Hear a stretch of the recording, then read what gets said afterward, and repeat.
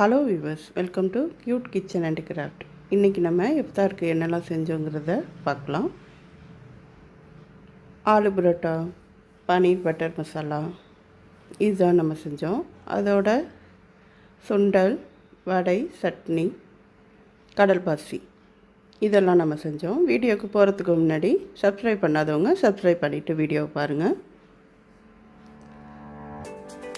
நம்ம சுண்டல், வடை, கடல் பாசி இதெல்லாம் நம்ம வீடியோ ஏற்கனவே பார்த்தாச்சு. அதனால் அதை செய்கிறத வீடியோ போடல. ஆலு பரோட்டா, பன்னீர் பட்டர் மசாலா இதுதான் நம்ம வீடியோ போடல. அதனால் அதை மட்டும் எடுத்து வீடியோ போட்டிருக்கேன். எப்படி செய்கிறதுன்னு பார்த்துட்டு ட்ரை பண்ணி பாருங்கள். பன்னீர் பட்டர் மசாலா அசல் அப்படியே ஹோட்டல் சுவையில் அதே மாடலில் அதே மாதிரியே செஞ்சுருக்கேன். நீங்களும் ட்ரை பண்ணி பாருங்கள். இஃப்தாருக்கு செஞ்சு நல்லா சாப்பிடுங்க. குழந்தைங்களுக்கும் நல்ல ஒரு சத்துள்ளது பன்னீர். அதை நம்ம செஞ்சு காரம் இல்லாமல் தான் செஞ்சுருக்கோம். அதே மாதிரியே ட்ரை பண்ணி பாருங்கள்.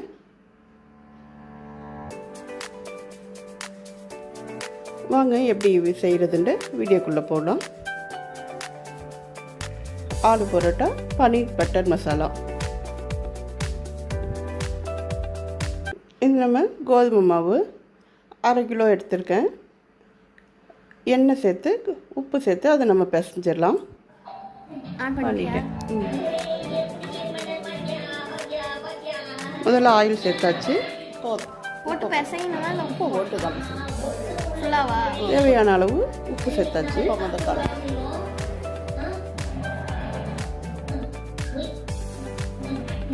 தண்ணி ஊற்றுறதுக்கு முன்னாடி முதல்ல இதெல்லாம் கலந்துட்டு அப்புறமா தண்ணி சேர்த்து சப்பாத்தி மாவு பதத்தில் பிசைஞ்சு வச்சிடலாம்.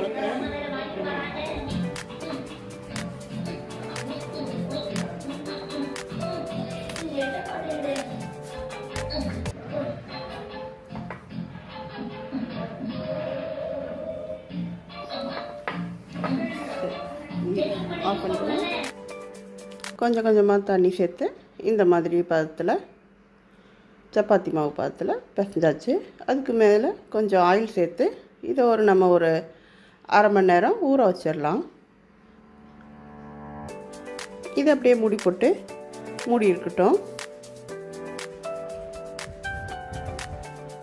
இப்போ ஸ்டஃபிங்குள்ள பொருளெல்லாம் பார்த்துடலாம். உருளைக்கிழங்கு வேக வச்சது 1/4 கிலோ, பல்லாரி வெங்காயம் 2, பச்சை மிளகாய், மல்லித்தழை கொஞ்சம், உருளைக்கிழங்கு நல்லா நம்ம மசித்து வச்சுக்கிட்டுடலாம். இதுக்கு தேவையான மசாலா ஜீரகம் 1 ஸ்பூன், மிளகாய்த்தூள் 1 ஸ்பூன், ஜீரகத்தூள் 1/2 ஸ்பூன். இதையெல்லாம் நம்ம சேர்த்து ஸ்டஃபிங் பண்ணி ரெடி பண்ணி வச்சுக்கிட்டுடலாம். சப்பாத்தி மாவில் சேர்க்குறதுக்கு முதல்ல ஒரு பவுலில் வெங்காயம், பொடி பொடியாக அரிஞ்ச பச்சை மிளகாய், மல்லி இலை சேர்த்துடலாம். அதோட இந்த உருளைக்கிழங்கு சேர்த்துருவோம்.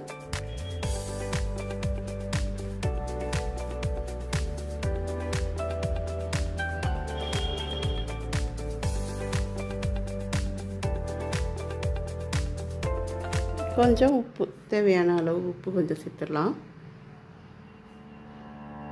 சேர்த்துட்டு எல்லாத்தையும் சேர்த்து பிசைஞ்சிக்கிட்டுருவோம்.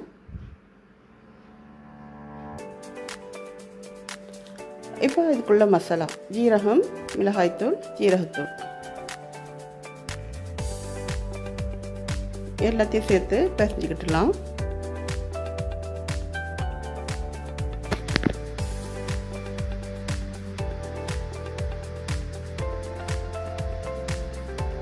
எல்லாம் கலவை ரெடி பண்ணியாச்சு. இதை ஒரு சின்ன சின்ன உருண்டையாக பிடிச்சி ரெடி பண்ணி வச்சுக்கிட்டுருவோம்.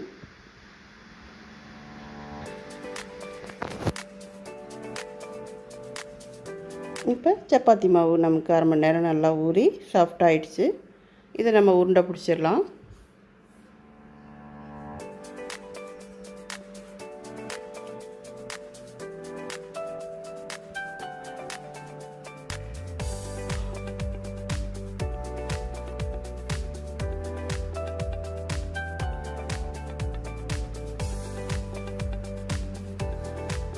எல்லா உருண்டையும் கொஞ்சம் பிடிச்சி வச்சாச்சு. இப்போ நம்ம சப்பாத்தி தேய்க்க ஆரம்பிச்சிடலாம். முதல்ல கொஞ்சம் மாவை தூவிட்டு மைதா மாவு, கோதுமை மாவு எது வேணுமோ சேர்த்துக்கலாம். மைதா சேர்த்துருக்கேன்.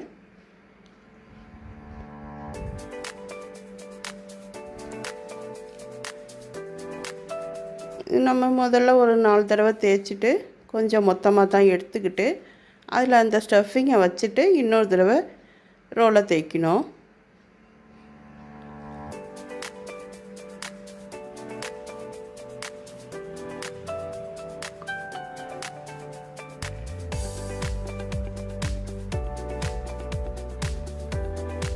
கொஞ்சம் மொத்தமாக இந்த அளவு நம்ம வச்சுட்டு இதில் நம்ம ஸ்டஃபிங் ரெடி பண்ணி வச்சுருக்கோம் இல்லையா, உருளைக்கிழங்குது, அதை எடுத்து நம்ம உள்ளே வைக்கணும்.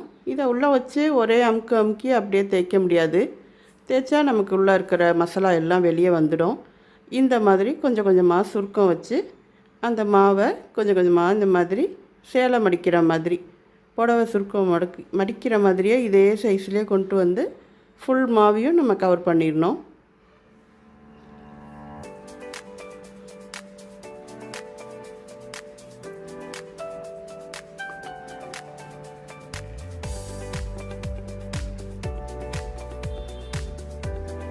இப்போ நமக்கு எல்லாம் கரெக்டாக சேர்ந்துருச்சு. இதை நம்ம கையால் முதல்ல கொஞ்சம் நேரம் கொஞ்சம் அமுக்கி விடலாம். உடனே கட்டையை வச்சு தேய்க்க வேணாம். கையால் ப்ரெஸ் பண்ண கொஞ்சம் மெலிசாக ஆயிக்கும்.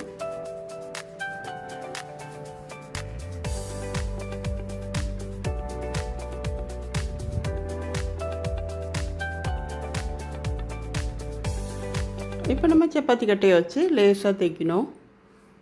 ரொம்ப அழுத்தி தேய்ச்சோன்னா அதில் உள்ள இருக்கிற ஸ்டஃபிங் வெளியே வந்துடும். லேசாக நம்ம தேய்ச்சோன்னா வெளியே வராது.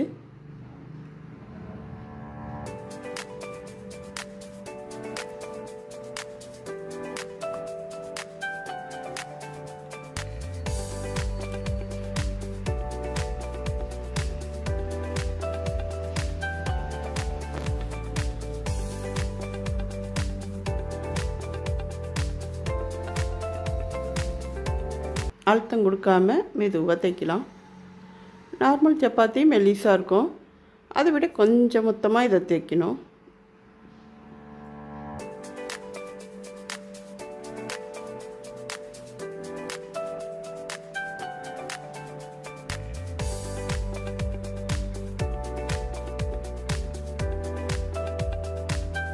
ஓரங்களில் மொத்தம் இல்லாமல் அதையெல்லாம் கொஞ்சம் மெலிசாக்கியாச்சு. இப்போ நமக்கு சப்பாத்தி ரெடி. இப்போ அடுத்த ஆலு பரோட்டா ரெடி பண்ணலாம்.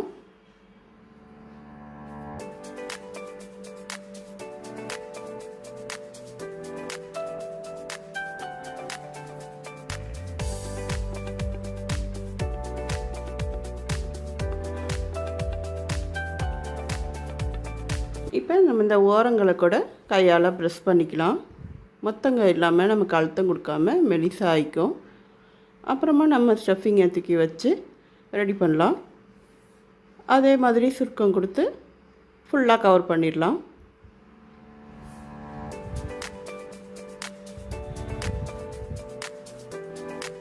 இப்போ நமக்கு ரெடி ஆயிடுச்சு.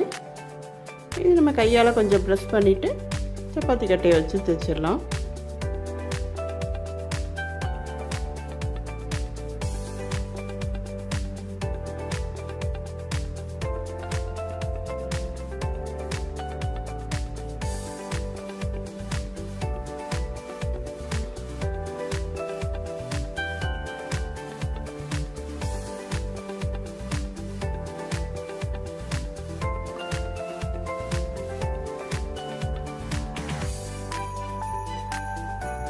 இப்போ நம்ம தோசைக்கல்ல சூடாக்கி அதில் பரோட்டாவை போடலாம்.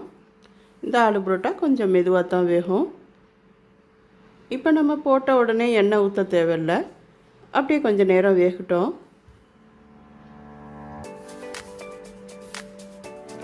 இப்போ ஒரு தடவை திருப்பி போட்டாச்சு.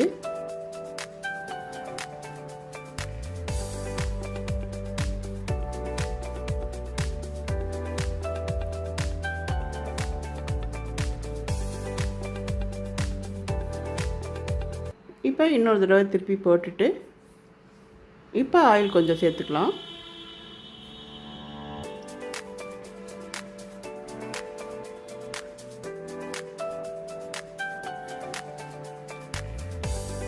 நல்லா வேக வச்சுக்கிட்டுலாம்.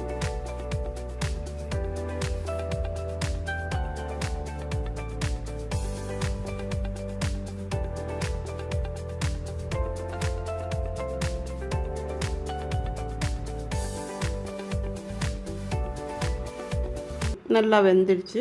இப்போ நமக்கு ஆலு பரோட்டா ரெடி. எடுத்தாச்சு. இப்போ இன்னொன்று போடலாம். அதே மாதிரி முதல்ல போட்டு கொஞ்சம் நேரம் கழித்து திருப்பி போட்டு இன்னொரு தடவை திரும்ப போட்டு தான் எண்ணெய் ஊற்றலாம். சப்பாத்தி உருளைக்கிழங்கு மசாலா நம்ம செய்யும்போது உருளைக்கிழங்கு சாப்பிட மாட்டேன்னு குழந்தைங்க அடம் பிடிக்குங்க. அதில் இருக்கிற வெங்காயத்தெல்லாம் பொறுக்கிக்கிட்டு இருக்குங்க. இப்போ நம்ம ரெண்டுமே இந்த இதில் ஸ்டஃபிங்கை உள்ளே வச்சு சேர்த்தாச்சு. இதை நம்ம குழந்தைங்களுக்கும் கொடுக்கலாம். நல்லா ஒரு ஆரோக்கியமான ஒரு டிஷ்ஷாக இருக்கும்.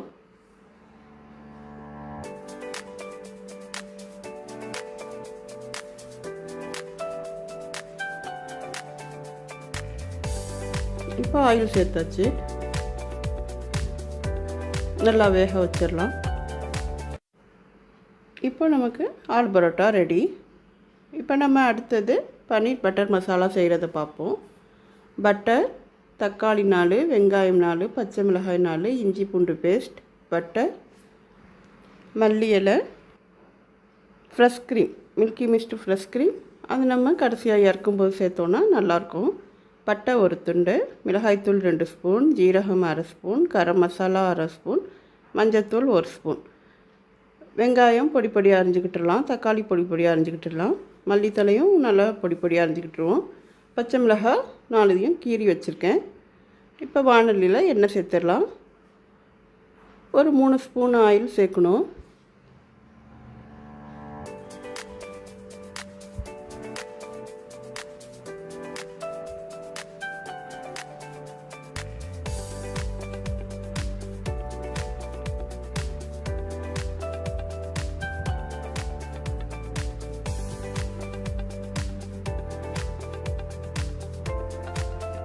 எண்ணெய் சூடானதும் வெங்காயம் சேர்த்துடலாம்.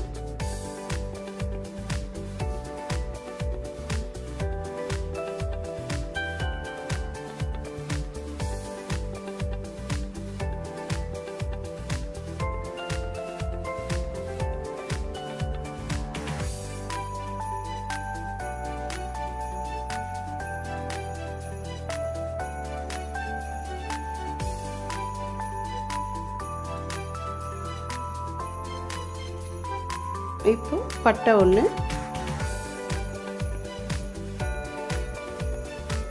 ஜீரகம் கொஞ்சம் அதையும் சேர்த்து தாளிச்சிடலாம்.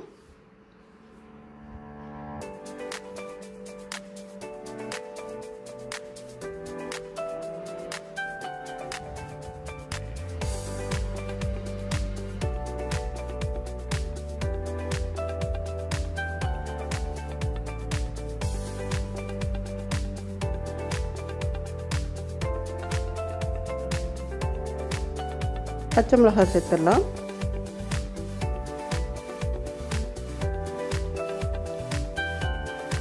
இஞ்சி பூண்டு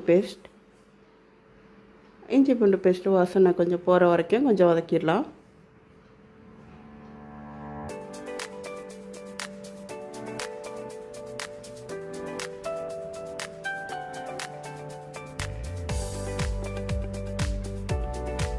தக்காளி சேர்த்துடலாம். தக்காளி நல்லா மசிஞ்சு நல்லா வெந்து வரட்டும்.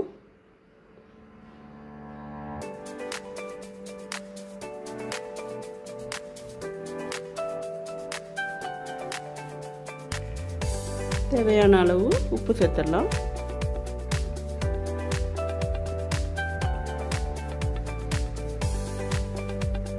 நல்லா தக்காளி மசிஞ்சிருச்சு. இப்போ அதுக்குள்ளே மசாலா சேர்த்துடலாம். மஞ்சத்தூள், மிளகாய்த்தூள், கரம் மசாலா தூள் இதெல்லாம் ஆட் பண்ணி கொஞ்சம் நேரம் கலரலாம்.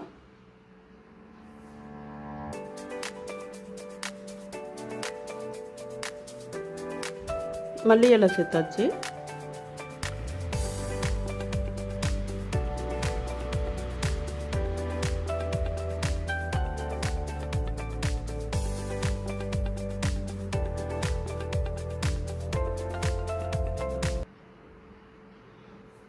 கொஞ்சமாக தண்ணி சேர்க்கலாம்.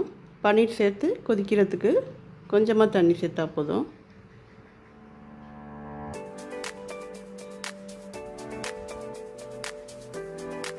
இது நல்லா கொதித்து எண்ணெய் பிரிஞ்சு வந்துடுச்சு. கஸ்தூரி மெத்தி 1 ஸ்பூன் சேர்த்துக்கலாம், டேஸ்ட்டாக இருக்கும்.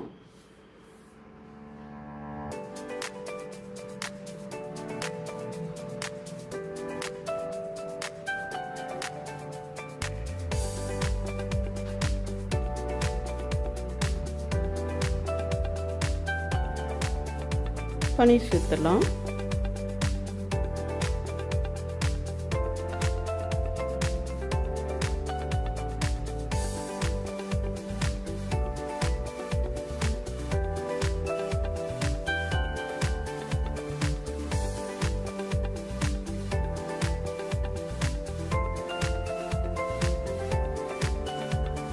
பட்டர் சேர்த்துடலாம்.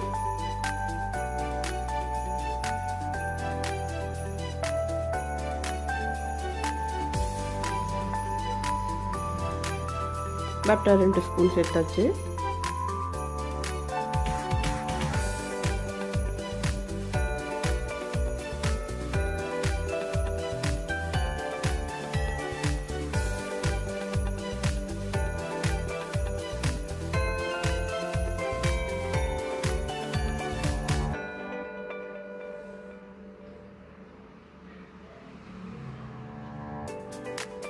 பட்டர் சேர்த்த பிறகு நமக்கு கிரேவி இன்னும் நல்லா சைனிங்காக பார்க்கும்போது மின்னு ஒரு ரிச்சாக இருக்கும்.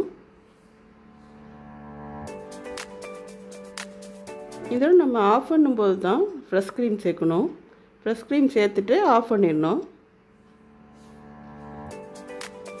இப்போ நமக்கு பன்னீர் பட்டர் மசாலா ரெடி. சர்வ் பண்ணும்போது கொஞ்சோண்டு வெண்ணெய் சேர்க்கலாம். அந்த சூட்லேயே நமக்கு அந்த வெண்ணெய் கரைஞ்சிரும். இன்னும் கொஞ்சம் டேஸ்ட்டாக இருக்கும். ஃப்ரெஷ் க்ரீம் கொஞ்சம் சேர்த்தாச்சு. நல்ல ஒரு டேஸ்ட்டான பன்னீர் பட்டர் மசாலா ஹோட்டல் சுவையில் நமக்கு கிடச்சிருச்சு. ட்ரை பண்ணி பாருங்கள். இப்போ சர்வ் பண்ணிடலாம்.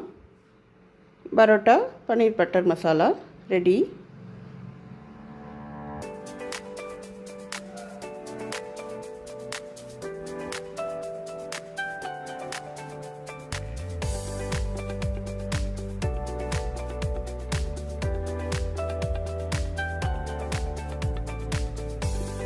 இஃப்தாருக்கு எல்லாம் நம்ம ரெடி பண்ணி வச்சாச்சு.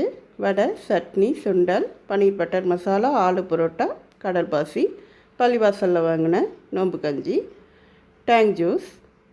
இப்போ ஆலு பரோட்டா, பன்னீர் பட்டர் மசாலா எல்லாத்தையும் நம்ம சர்வ் பண்ணி ரெடி பண்ணி வச்சிடலாம். அல்ஹம்துலில்லாஹ், இனிமேல் நோம்பு திறக்க வேண்டியதுதான். நீங்களும் ட்ரை பண்ணி பாருங்கள். வித்தியாசமான டேஸ்ட்டில் பன்னீர் பட்டர் மசாலா ட்ரை பண்ணி பாருங்கள். ஹோட்டலில் சாப்பிட்ற ஒரு ஃபீலிங் இருக்கும். நல்ல ஒரு டேஸ்ட்டாக இருந்துச்சு. நீங்களும் ட்ரை பண்ணி பாருங்கள். ட்ரை பண்ணி பார்த்துட்டு எப்படி இருக்குன்னு சொல்லுங்கள்.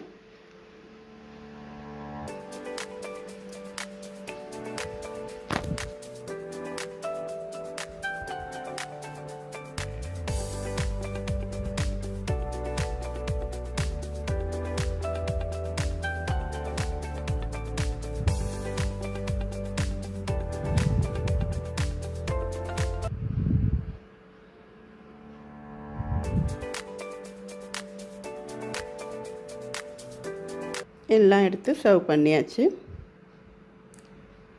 நீங்களும் ட்ரை பண்ணி பாருங்கள். தேங்க்யூ ஃபார் வாட்சிங்.